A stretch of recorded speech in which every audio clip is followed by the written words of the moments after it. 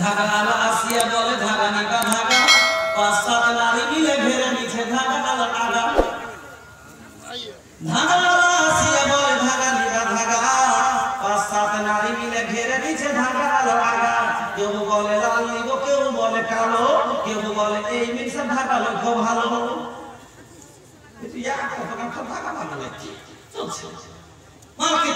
একটা সুজি নিবে, একটা চাদর নিবে, উনি যে তো গেছে গেছে মুখ থেকে অর্পণ যাচ্ছে একটা সোয়েটার কাপড় ও গেল নিবি তো লে না যাইছ না তুই দেখো তো গেল ওদিকে তো আমি কইছে আরেকজনকে তো বড় শিখে এটা তো এনে সারা না আই দেখেন সবই জায়গা কাপড় নিবে তাই দেখবি তাই কাপড় ও গেল কত কত 4-5 টাকা জমা করে তখন এক জায়গাতে ভিড় জমিয়ে তখন মোলাই শুরু হয়েছে কইছে কালে যে বলা কইছে 600 টাকা। হ্যাঁ 600 টাকা দিতে চাচ্ছি না মাত্র 600 টাকা দিতে চাচ্ছি 300 টাকা দিবি শুরু হইল মোলাই না বুঝু পারবো না ছাড়ো তো কইছে না বুঝু পারবো না চলছে। আহা আলিমের মা ও মা আপনারা তো হলেন সেই জাত যার পেট থেকে ইমাম বুখারী এসেছে, আপনারা তো সেই জাত যার পেট থেকে ইমাম মুসলিম এসেছে, আপনারা তো হলেন সেই জিনিস যার পেট থেকে সাইখুল হাদিস আছে, আপনারা তো হলেন সেই জিনিস যার পেট থেকে এই সভাতে বসনেওয়ালা বক্তারা আছে, এরা আপনারা তো সেই জিনিস যার পেট থেকে আবেগ তৈরি হয়ে আছে।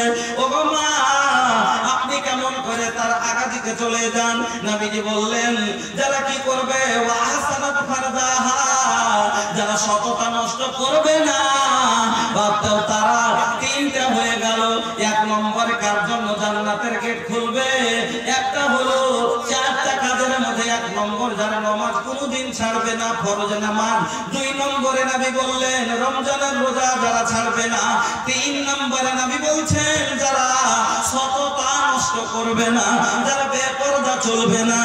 4 নম্বরে নবীজি বলছেন ওয়া আতাত বালাহা, যারা স্বামীর কথার অবাধ্য হবে না, স্বামীর হুকুমকে টালবে না, স্বামীর কথা মতো চলবে, স্বামী যেটা বলবে সেটাই করবে।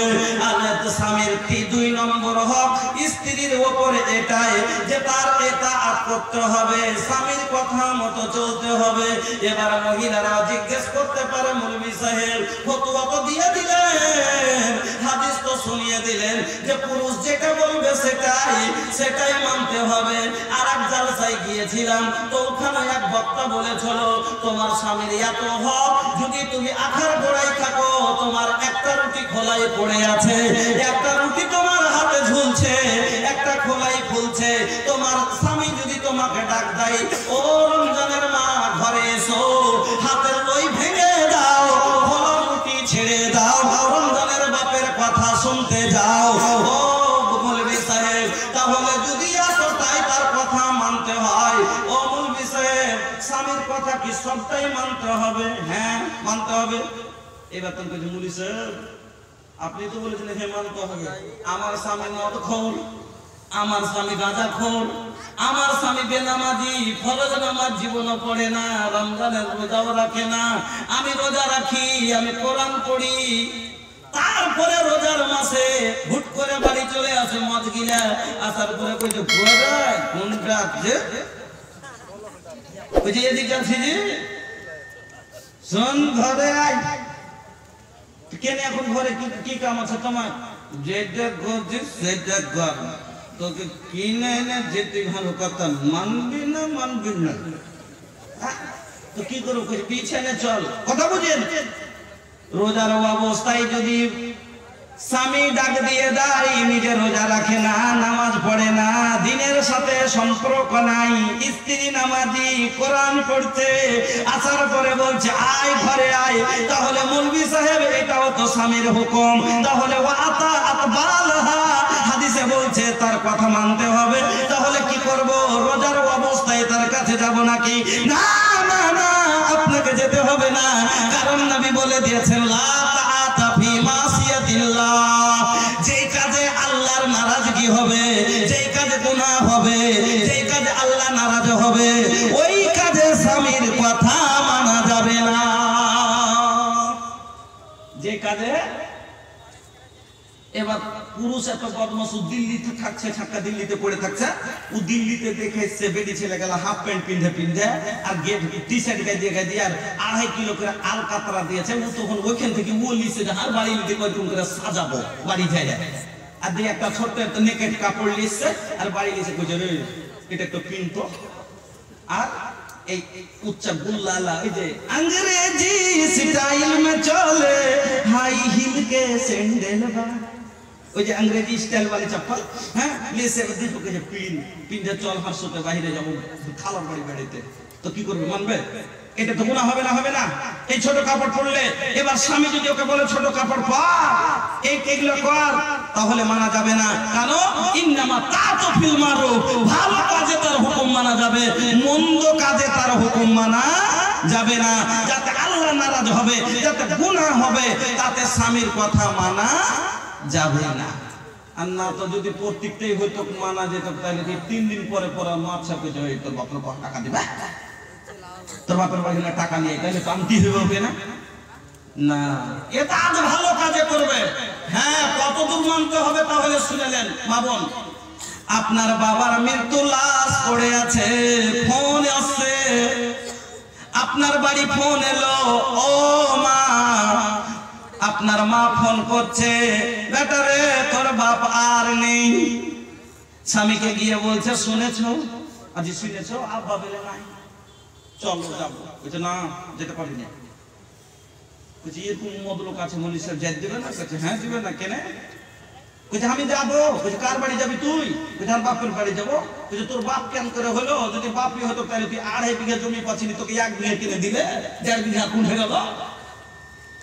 30 লাখ টাকার জমি বেমানি করেছে, বেমানের বাড়ি তোকে যেতে দেবো? পারে না, পারে না। 50% থেকে বেশি লোক নিজের বেটির সম্পত্তি মানে, 50% থেকে বেশি।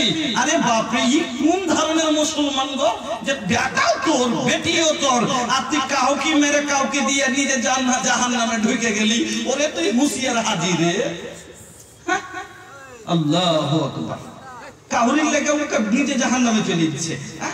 কইছে জানা যায় দেবো না, কেন? তোর বাপ 1.5 বিঘা 30 লাখ টাকার জমি মেরেছে, আমার হিস্সে ছিল, এটা তোর দেয়নি, তোকে যে দিব না। ওই যে যেমন তা করেছে, তাহলে কি মরা মুখখান দেখতে যাবো না? আমি যাবো। খুঁজিতে লাগিয়ে দিয়েছে, এটা করে না, কথা মানে না। ও কইছে তুই বাড়ি হেদা, কইছে আমি যাবো, কই দিন যাবো তো যাবো। কইছে তুই বাড়ি হেদা করে দেখেছিস তুই লাফে, তোর ট্যাং যদি ভাঙে না দি। এবার ও যখন দাঁড়িয়ে এসছে, ভাই আরে আপনারা কেন হাল্লা করছেন গো? আজীব হাল্লা। আপনারা যদি হাল্লা করেন তো শুনবেন কি? ব্রেনটা বাইন্ডে দিচ্ছে ভাই, কথা ব্রেনটা বাইন্ডে দিচ্ছে যখন চিৎকার করছেন। তো এবার ও বলছে কি না আমি যাবো, ও বলছে না যেতে পাবি না। ওদের কইছে লাঠি একটু বাড়িয়ে এসছে, যেমনই লাঠি খান দেখা, ওখানে একটা ঝাঁটা পড়েছিল, ও বানাক করে আঁচলখানে তোমরা পাট দিয়ে ধরে গুঞ্জে কইছে আসুক কইছে মদলো খেয়েছে, তাহলে রোগ সবই কি বাড়ি চলবে নাকি? আই হামু দি বারণ ধরে ও খাড়ো। किरदार बद पे ये खुद ही गुस्से में आएगी, सौहर दिखाए डंडा तो ये झाड़ू दिखाएगी।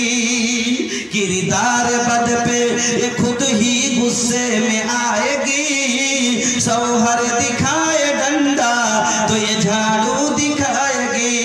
लोगों इसीलिए आज घर में बरकत नहीं रही, फातिमा सी अब कोई औरत नहीं रही। আচ্ছা, এবার যদি এইভাবে ঝগড়া করে লাই, ওর কথা না মানে, ও বলছে যাবো, এবার মার খাওয়ার পরে যায় না, ও তো মেয়ের খেয়েছে, ফোন করে দিলে ওর ভাইয়ের মধ্যে দ্বন্দ্ব হয়ে গেল, রাগ হয়ে গেল।